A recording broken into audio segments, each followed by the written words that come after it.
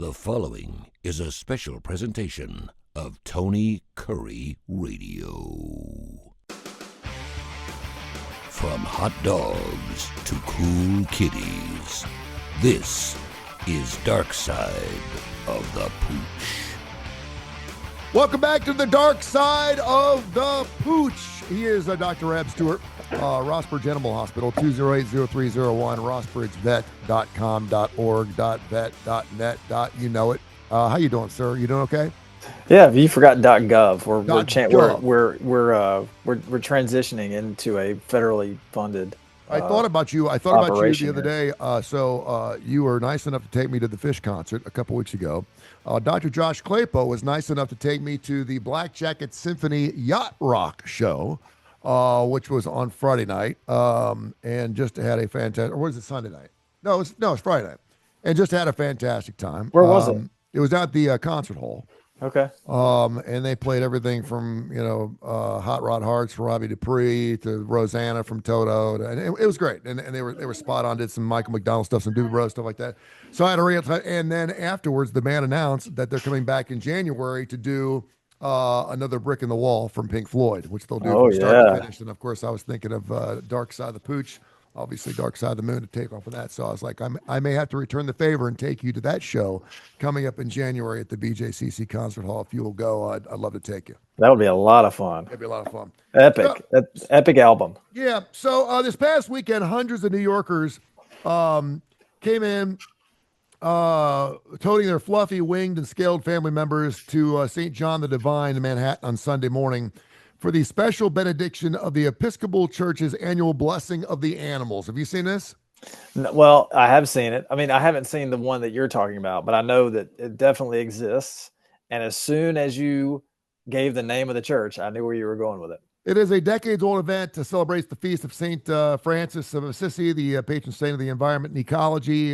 Began with a procession of the animals featuring a camel, a horse, a cow, snake, birds, and a mini pony before pets and attendants were blessed by the clergy of the cathedral lawn. And you just name everything from, there was a red-tailed hawk, there was an owl, the hedgehogs. Some guy brought his calf in. He's walking down the middle of the church aisle with a calf in his arms, turtles, rabbits, guinea pigs, and obviously a slew of dogs and cats. And so I wanted to look into your heart. I want you to back up a little bit because I know where your heart is and I know how long you've been doing this.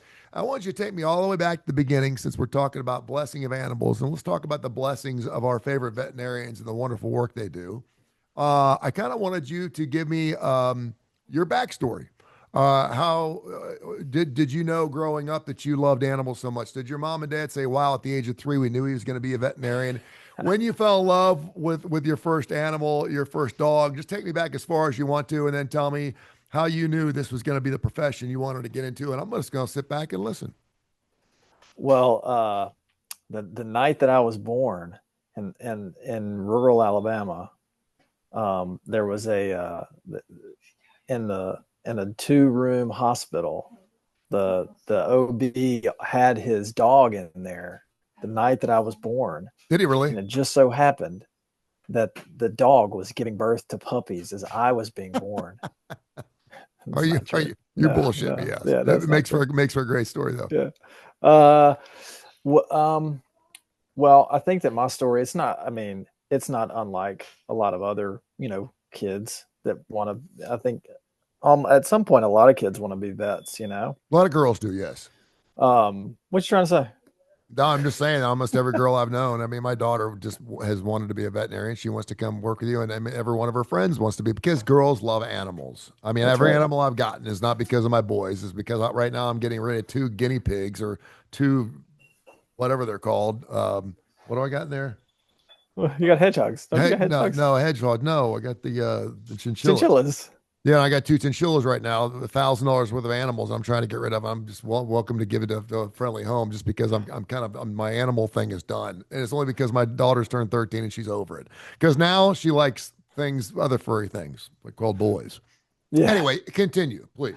I mean, we had dogs growing up and stuff. We always had a dog, And that was a lot of fun. And then when I was in second grade, we moved to the outskirts of Haleyville. I didn't know Haleyville had inskirts, but we ended up moving to the outskirts of Haleyville because my dad had always had a dream of owning horses. Oh. And so they bought this place and started out with about 10 acres and a couple horses, and then the land around us.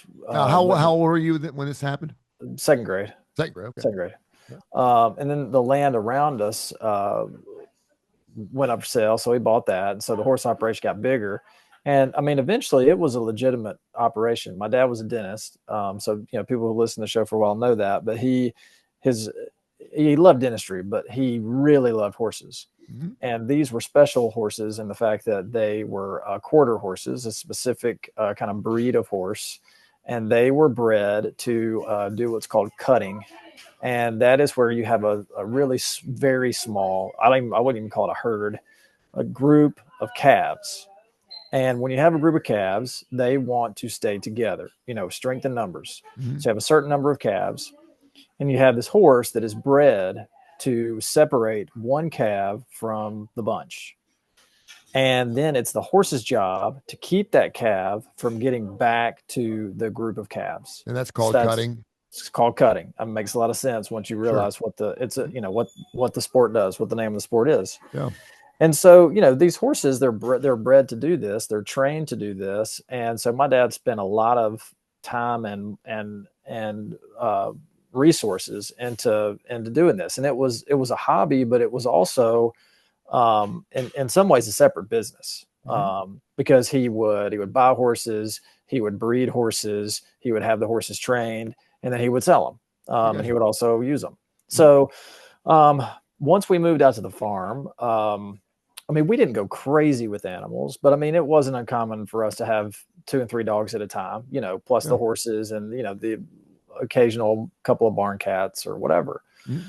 And so now real quick, and pardon me, because I don't want to mess your story up, but I have so many questions. So what's the difference between, say, a cutting horse and then like an Australian Shepherd, or is there any difference? It's just one's a horse and or do calves react to dogs better than they do horses, or vice versa? Well, for the dogs, that's not that's not a sport. That's like it's a necessity, Gotcha. Like, so this is more of a sport kind of thing. This is a sport. Okay. Yeah. This is, Gotcha.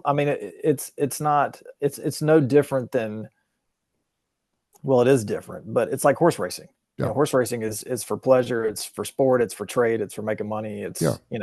And my dad loved riding these horses. It's like riding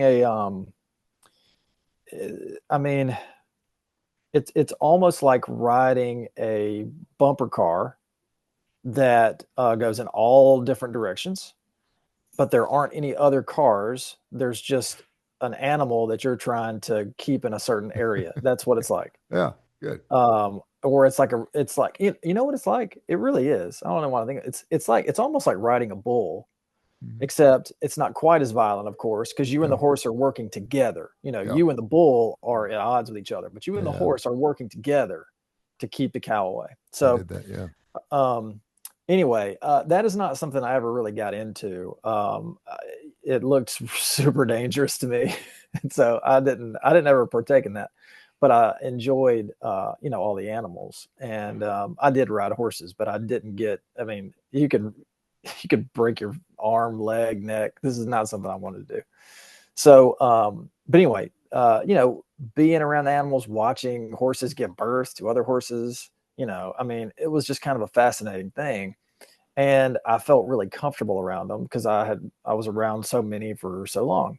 Mm-hmm. And I also wanted to be a business owner, and I wanted to do some type of medical profession. Lots of my family members were in some form of medicine. I have pharmacists in my family, dentist in my family.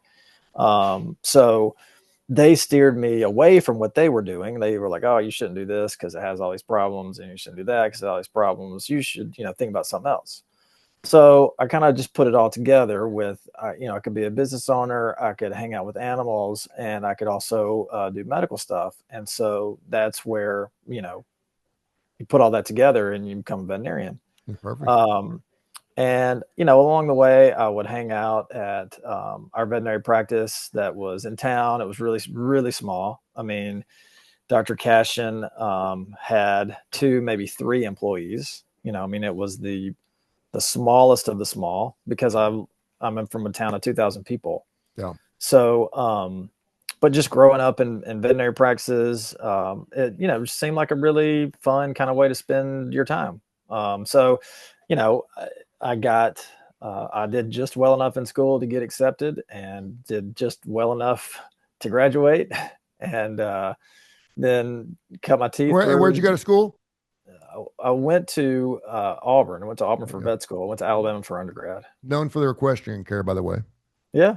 Yep. And so I thought that I was going to do just horses, and we've we probably talked about this a time or two. But so I did move to Arizona, and I worked at a 24-hour practice where all we did was horses, and it was a hard life, from like a quality of life standpoint, and a physical standpoint too. Working on horses, working on a large animal in general it's hard. It's hard work. At the end of the day, you're really tired. And it's just not, I didn't see, even though with my background in horses and my love of horses, I didn't see it as a sustainable career for me from like a mental health standpoint, also probably a physical health standpoint.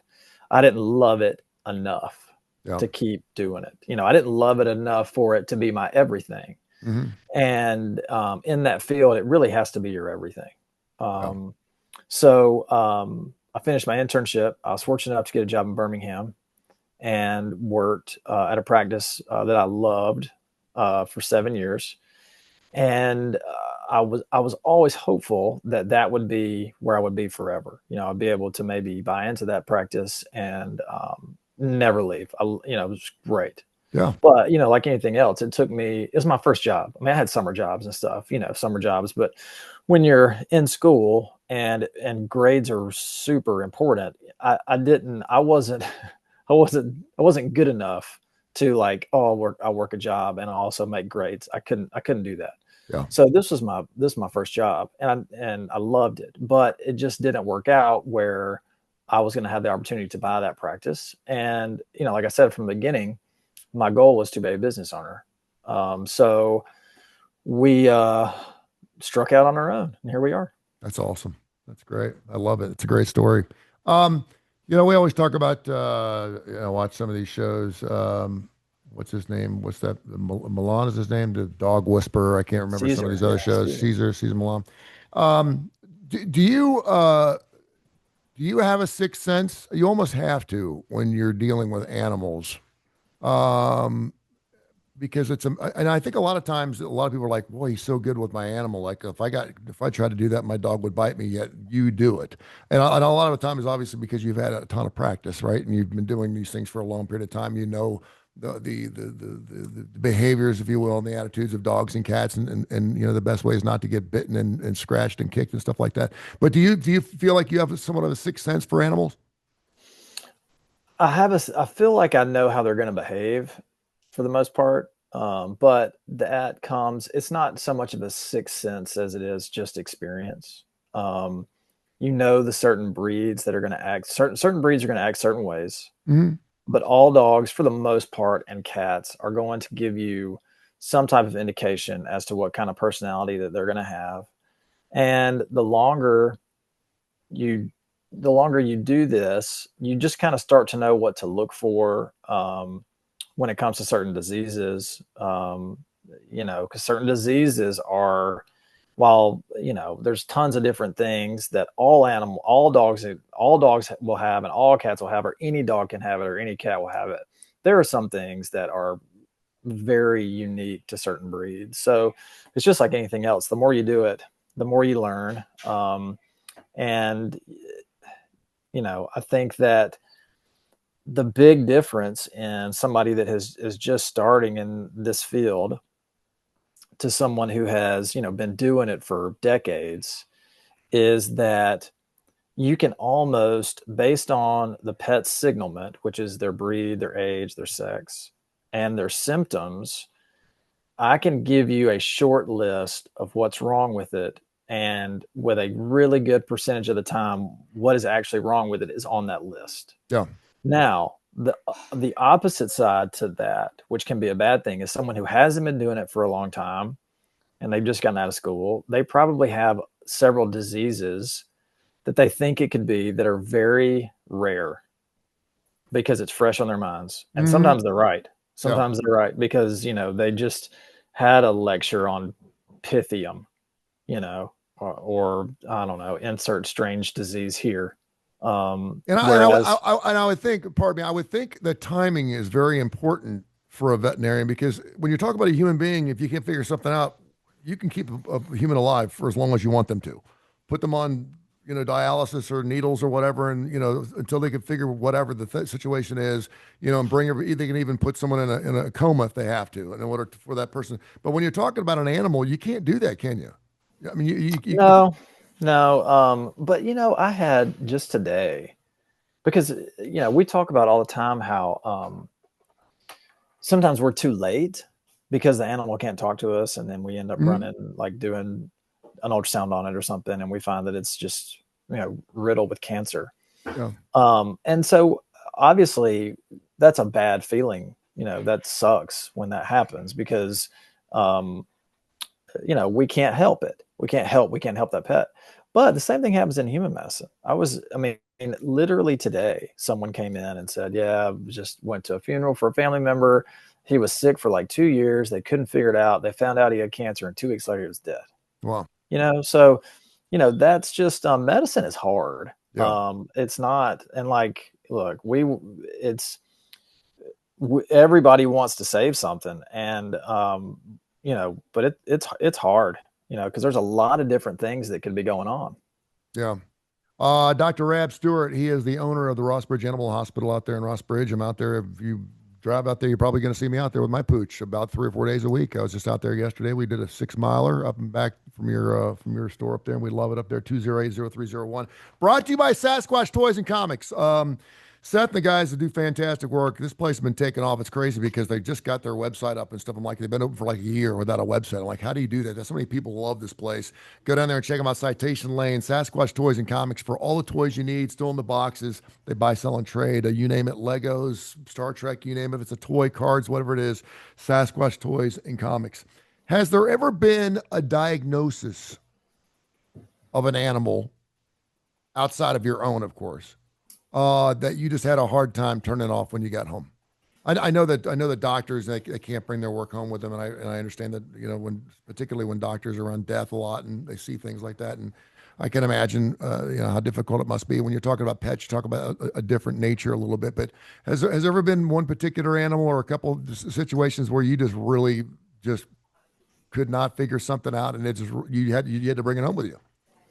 Yeah, I take my work home with me probably every day. And if it's not a case, like if it's not an animal, it's an employee, like just trying to coexist with 15 other people. And when you're the boss, it's, important that, sometimes I go home and I think, man, like I should have praised that person more for the job that they did, or I should have, maybe shown a little more grace to that person who made a mistake. Or sometimes you're right on, but so it's either that, or it's, I feel like we could have figured out what was going on with that pet sooner, or, something like that. Or sometimes there's like, man, I just wish there was an answer to being able to figure, to save this pet, even though I know there's nothing that can be done.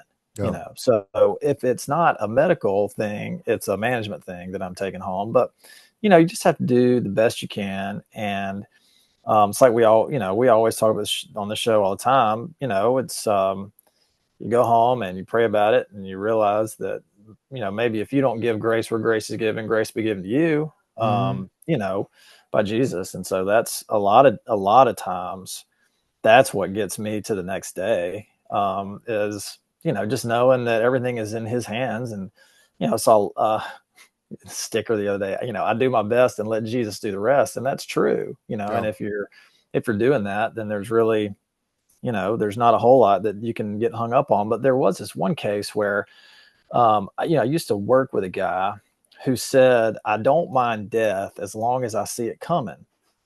And that's a very profound statement. I mean, he's not talking about himself, of course. He's talking about, he was a veterinarian, he worked with him. So I don't mind death, but I just want to see it coming. And so basically what that means is we don't want to be surprised. Yeah. Because if we're surprised, that means the owner is definitely surprised. Mm-hmm. So I've only had one instance where I was just totally blown away and did not see this coming at all. And it was this little dog that seemed totally healthy, and we anesthetized it to do a dental cleaning on it. And it was dead. As soon as we gave it the anesthesia, it was dead.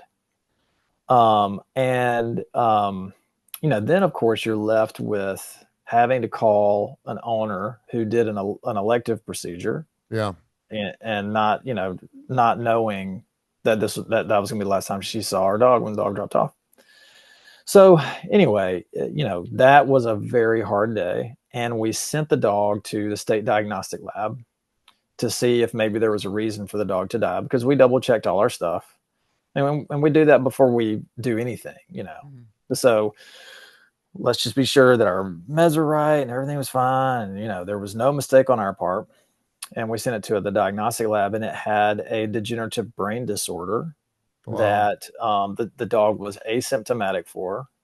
But when you give a dog like that anesthesia, they're prone to sudden death, and that's what happened. So while, you wait like a week to get those results back from the diagnostic lab, and like literally praying, like, please God, let there be a diagnosis. Yeah, and really. We didn't screw this up in some way or like whatever.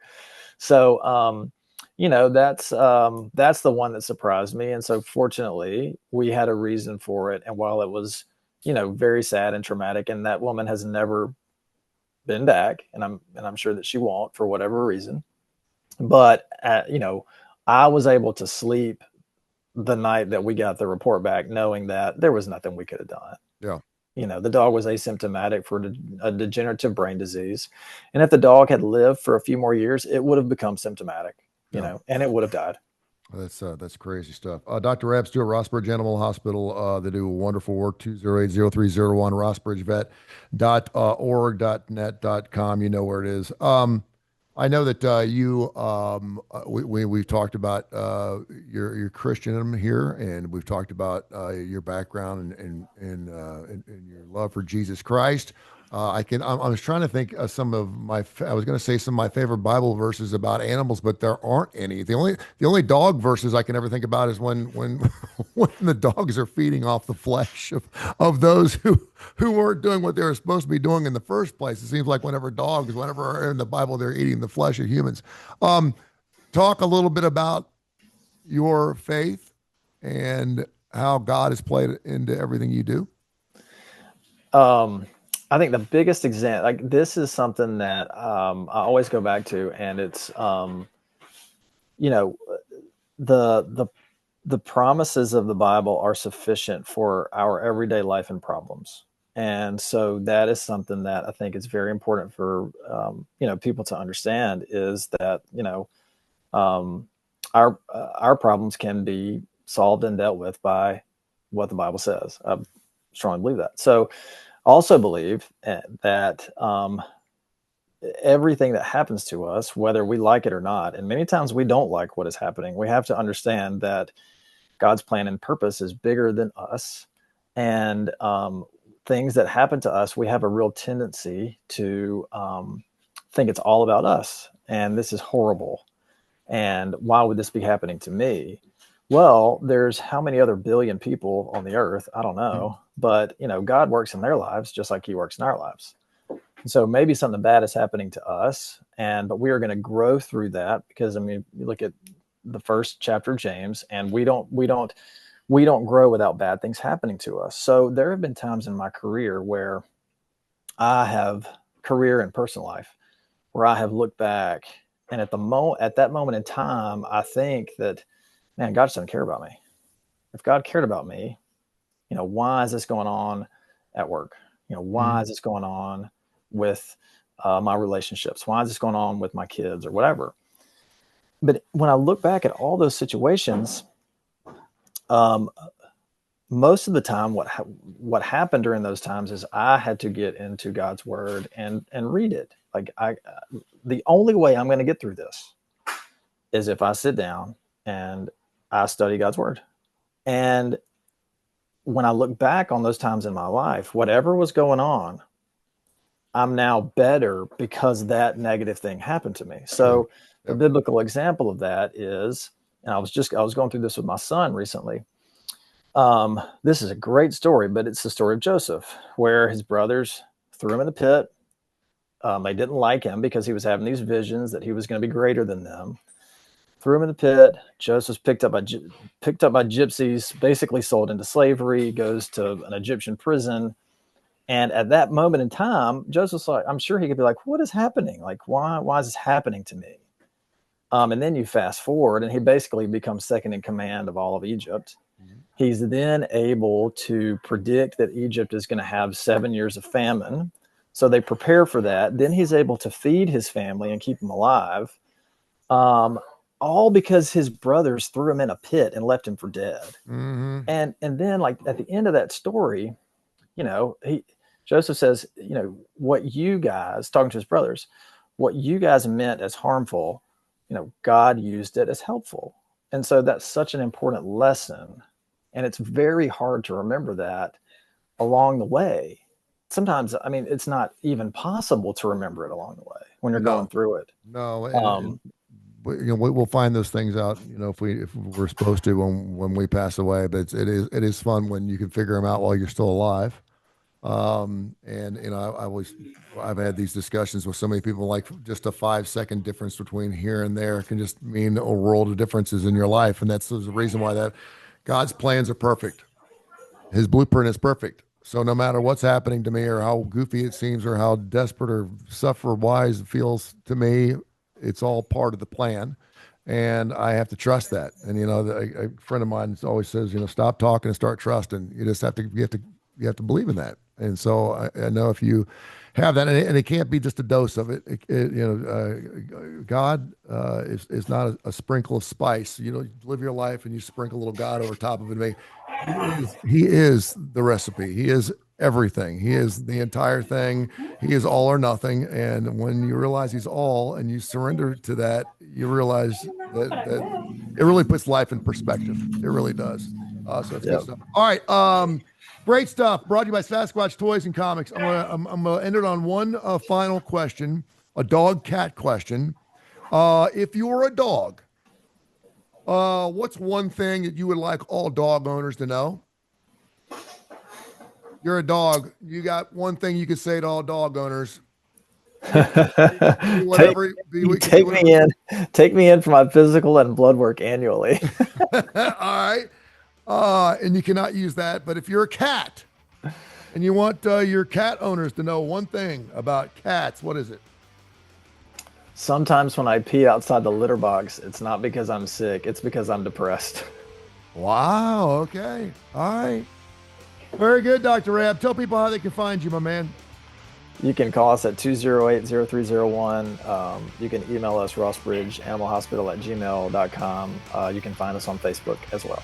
We're blessed to have you, brother. Thank you. Thanks, buddy.